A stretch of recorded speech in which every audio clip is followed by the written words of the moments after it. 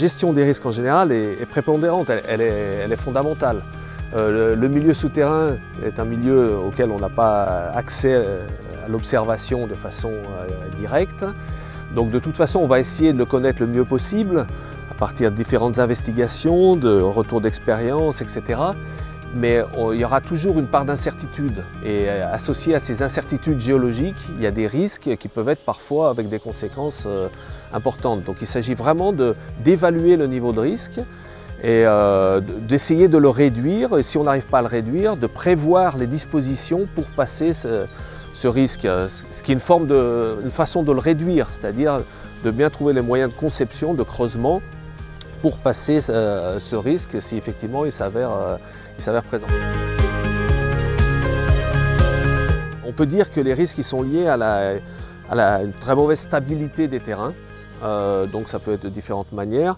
Ça c'est le premier risque. On peut rencontrer des zones de terrain, et ça peut être de façon assez brutale, des terrains très instables, qui peuvent présenter des risques déjà pour le personnel, des terrains qui peuvent s'ébouler, etc.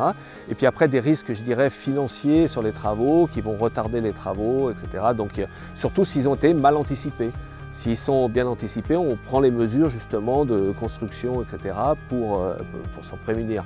Donc ça peut être plus cher de prendre ces mesures-là, mais ça sera toujours moins cher que d'être obligé de réagir. Et puis en plus, bon, il y a le risque effectivement de dommages humains ou des dommages en surface, etc.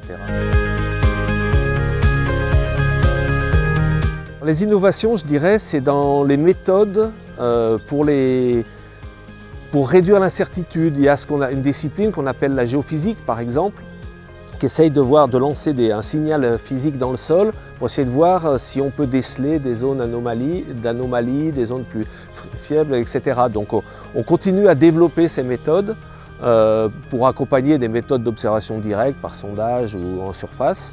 Mais c'est un peu comme ça qu'on peut voir l'évolution face au risque, quoi.